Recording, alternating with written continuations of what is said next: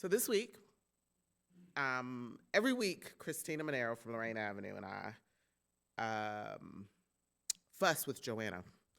We send her all random texts about how dare she pack so much in these short devotionals that cause you to think very long things and then expect you to pick something to preach. And so this week, as I sat down to prepare this sermon, what came up for me is all the times I've been told I was different. All the times I felt like a square peg trying to fit into a round hole. Those moments when I walk into a room and I feel too loud or not loud enough. Too black, not black enough. I've never felt too Mennonite. People make me feel not Mennonite enough. When I laugh at the wrong time, when I cry at the wrong time, when I have I don't know how to say it at church, but when I have a resting face that isn't full of joy and smiles. When I really don't have anything to say because I'm all worded out and now I'm called standoffish. When people don't know what to make of you, and instead of trying to understand, you get boxed in or out. It's not always cruel at first glance, right? It doesn't always look malicious. Sometimes it's subtle. Sometimes it's a look, a question that doesn't get answered, invitations that don't ever come. But those of us who have ever been labeled strange or peculiar or quirky, too much, we know that that adds up. It starts to make a case against our belonging, even in places we call home. And yet, strangely enough, we endure. Sometimes we even thrive, not because we fit in, but because we learn how to survive upon the edges, how to make sense of things without getting a map, how to watch and mimic and blend even when our hearts beat to a different rhythm. So this week I got some really good news. I've been debating back and forth on whether I was going to tell you, but I can't keep secrets about good things. Except in my pastoral role where I'm asked to keep secrets. I'm a Volt. But when it comes to me, like, I'm so transparent. Like, nobody will ever tell you something I did or said that you won't know, because I'm going to tell it first. So I will graduate from school in August with a bachelor's in industrial and occupational psychology. It's a bunch of words. You may not know what they mean, but you guys are so sweet. But I am a glutton for educational punishment. I applied to grad school, and I will be attending Eastern Mennonite Seminary in August. 2 weeks after I graduate, I'll pick it back up. So, and I want to thank who I now call my patron saint, Ruth Penner. I went to visit Marv a few weeks ago, and I went to visit with him. And we were talking about Ruth and this decision when she went to seminary. And by that time, she was kind of quiet, slightly responsive, but when Marv was talking about it, there was still that light in her eye and that nod of affirmation. And I had been talking for 2 weeks about how I wanted to go to seminary, but I felt too old. Now, I'm only 45, but in my mind, I am 107. And I was like, I ain't got time for this. I am not doing it, whatever. And that Thursday, I left. I got home, and I said, I know that as I sit across this woman who did it, when women weren't doing it as much, who had to uproot a life with the support of her family, move to a different place, go to 2 different schools, like, surely, Shana, you can do it. That Thursday, I booked an appointment with the admissions counselor. That Monday, I applied after speaking with him, and I was accepted on April the 2nd. And they're paying half of my tuition. So I have been looking for the memento that I will carry Marv, because she is my patron saint now. I would not have done it had it not been for still seeing that twinkle. Dementia be darned. There was still a light in the strength of that choice. So I got that news. I was hype. I'm like, ooh, I'm smart now. Because for years, people have said, you're not going to be able to do it. You're never going to finish school. You quit, you gave up, quitter, haha, blah, blah, blah, blah. So I get this news and I start sharing with friends. They were so gracious. They didn't clap. I'm going to have to tell them all. They didn't clap like my church friends clap. But their smiles were big. Their words were fantastic. I loved it and they said such good things. But my response, well, I responded appropriately based on how I know when someone says, oh, I've had good news. And then you say, oh, that is fantastic. And then you get into this fantastic good news back and forth. Thank you so much. I'm so glad you think it's fantastic. No, thank you. And it's like, oh, God, what am I supposed to do now? How do I get out of this loop? So I don't know how to exit. I'm like, oh, where is my exit here? But so it felt like I was looking at myself from across the room and how I was responding, and it didn't feel authentic. And I am an investigator of inauthentic things in myself. I am always going to try to check and see what's going on. So I get to therapy, and I said, her name is Jerisa. I said, Jerisa, what's wrong with me? I feel broken. I feel disconnected. Why can't I respond like other people? Why does even the expression of joy or excitement feel strange as I navigate giving the people what they want versus how I really feel? And without missing a beat, she black too. Without missing a beat, she was like, mm-hmm. I said, what? Oh, okay. Let's see where this goes. And she said, girl, there ain't nothing wrong with you. I was like, okay. And she said, what you're describing now, and based on some of the things you shared, is called echolalia. Echolalia. I know we don't talk about that at church much, and it might not be a word you hear in your day-to-day, but it's a word that I now know I've carried in me for a long time. Echolalia is a communication behavior associated with autistic spectrum disorder. It shows up in other ways too, but specifically here. It's when someone repeats words, phrases, even tones they've heard before, kind of like an echo, because it feels safer. It feels easier than coming up with brand new language. Sometimes it's immediate. Would you like some juice? I would like some juice. Sometimes it's delayed, but for those of us on the spectrum, it's how we learn to connect. I've done this since I was a kid and did not realize it. I memorized whole scenes and conversations from Nancy Drew, The Babysitter's Club, and Sweet Valley High. I used them as my script for real life. They were my manual for how to be a friend, how to sound like a teenager, oh my God, and how to respond to excitement or peer pressure. I didn't always understand the emotion that went with it or what I was supposed to have, but honey, I knew the lines. And I figured if I can say what they said, maybe I could have the life and learn what they felt. Maybe I could belong. I wonder if that's why people say, man, you talk like a Valley girl, you're from DC. And I'm like, wait, but who knew? I had no idea. As I've grown, I know a bit better. I know it wasn't mimicry, it was survival. It was adaptation. I have worked hard to find my voice, and I'm grateful for my little girl self who learned how to be in a world that didn't understand her language. I did the best I could, and so did they, with what she had, and I honor her for that. Somewhere along the way, through all the scripting and studying, the trial and error, I realized something. That even in the struggle to fit, even in the moments I felt offbeat or out of place, there was something sacred unfolding. Because here's the thing, there's a certain kind of liberty that comes when you see things differently. When your brain works differently, your emotions move differently. Your reactions don't fit the mold sometimes, but you also can see the beauty that others miss. You move to a different rhythm, and that rhythm, while unfamiliar to some, is not disordered. It's not broken. It's just different. Which brings me to this woman we meet, the Canaanite woman. Unnamed, which is starting to get on my nerves. Uncelebrated, undeserving, at least as society would tell it, and yet unforgettable. I've read this passage so many times, I've preached it a couple times, but this time I saw her differently. I saw her as neurodivergent coded. Now, I know don't go flipping through the Bible this week. Like, wait a minute, let me see where that's at.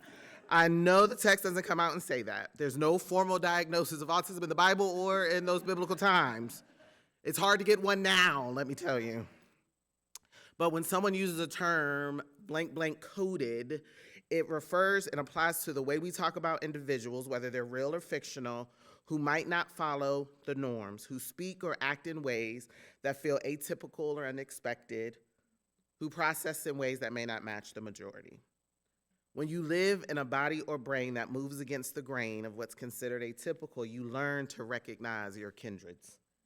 You learn to spot the ones who interrupt at the wrong time, who don't wait their turn, who don't follow the social scripts or respect invisible boundaries. And that woman, she broke all those rules. It feels so familiar to me. Familiar for those of us who are often told we're too much, too loud, too blunt, too persistent, too emotional, too strange. But maybe she wasn't too much. Maybe she was just wired a little bit different. I imagine her not as someone who was disrespectful or defiant, but as Joanna said in our devotional, as someone who didn't pick up on the social cue that she wasn't supposed to be talking. Someone who didn't follow the cultural norm of deference or distance because she was driven by a need so deep, so pressing, that it overrode all of that. That to me is very neurodivergent. The intensity, the focus, the refusal to let a barrier stop you when you know what you need. That audacity isn't boldness, it's survival. It's how we love ourselves. It's advocacy. And if you've ever been told that in that space of difference, you have a deficiency, that your way of being is inconvenient, inappropriate, then you know how much it takes to keep showing up. You know how much it costs to keep asking, to keep pushing, to keep advocating when your voice trembles or your body betrays you. So I look at her and I don't see shame. I see sacred persistence. I see someone who didn't follow the rules because the rules weren't made with her in mind anyway. And yes, she showed up loud and unbothered, determined and divine. And in that way, maybe she isn't only neurodivergent coded, maybe she's also an ancestor to all of us who live outside that box, who get labeled as strange and carry a language that others don't understand. Strange doesn't mean outsider. It doesn't mean unworthy. Strange in her case meant relentless. Strange meant brave. Strange meant beloved. And in that, she is no stranger at all. She's introduced to us not by her name, but by the thing that makes her different, her otherness. A woman, a Gentile, a Canaanite. She was strange by every measure of that day, strange in gender, strange in lineage, strange in faith, strange in geography. And yet when her daughter was suffering, when she needed help, she ain't let none of that stop her. She approached and shouted loudly, publicly, repeatedly. She said, "Have mercy on me, Lord, Son of David. My daughter is tormented by a demon." Now, historical context matters here. Canaanites were not just foreigners, they were historical enemies of Israel. Long before Jesus' time, Canaanites were portrayed in Hebrew scripture as idolaters, as people whose culture, you know, you write something and you know it in your mind, but when you got to say it, it's pressure. So people who worshiped idols, how about we not conjugate that at all? I'm going to remember that. As people whose culture and religion were incompatible with the worship of the one true God. People whose land and lives were marked for destruction as Israel entered the promised land. Entire communities were wiped out in what we now would plainly call genocide, commanded under the banner of divine conquest. Maybe that feels a bit familiar now. So by the time we get to the Gospels, calling someone a Canaanite was like drawing a big circle around them and announcing their outsider status. That type of history doesn't fade. It lingers. It shapes how people are seen, how they're treated, how they're remembered, and how they're heard. She wasn't only Canaanite, again, she's a woman speaking up, talking directly to a man. Oh, God, hear us. And not just any man, but Jesus. And yet she ain't care. I like her so much. Maybe she didn't know she wasn't supposed to ask, but either way she did. And in that moment, I think of a saying I grew up hearing, and my wife says it all the time: closed mouths don't get fed. Jesus at first is silent. I be like, Jesus, he be in these situations all the time. I bet he be tired. Like, it always be something random about to pop off. But he's quiet. The disciples, who get on my ever-loving nerves, urge him to send her away. How long am I going to be with you? Why don't you get it? These disciples, they're a bit slow to adjust. So when Jesus replies, people often think he was talking to her, but he wasn't. He was talking to them. And he says, I was sent only to the lost sheep of Israel. And then the part that kind of cuts me. He tells her, it's not fair to take the children's bread and throw it to the dogs. How many times do you think she's been called that? How often do you think she has heard that? There is not too much you can call me nowadays that will surprise me. And so I imagine her standing there like I would stand there, blinking and looking. She didn't shrink. She didn't take the hint. She pressed on. To tell the truth, it still stings. It unsettles me. I wrestle with it because I can't help but compare this to the interaction in Matthew 8, when the centurion man comes and asks for help. Jesus is ready to go. No hesitation, no barking from the dogs, no smog. He's ready to get on the move. No insults, just willingness. But here with this woman, first silence, then dismissal, then a slur. Since I can't preach all day, I'm going to leave you with a bit of holy homework. Sit with that, wrestle with it. Ask yourself, why did Jesus treat the centurion differently than the Canaanite woman? And I know what you're going to find when you first pull it up. And that does not meet the rubric or the syllabus. You have to go deeper than Jesus was testing her. Because that's what everything's going to say. That's too neat. That's too easy. Go deeper. When Jesus responds to this woman, he uses a slur that was common for Canaanites during this time. But she don't miss a beat. She said, yep. But the dogs still get the crumbs. Maybe she didn't say it like that. I don't know, but that's how I feel it. Like, and, yep. I could shout. Like, that makes me so happy. Like, just that comeback.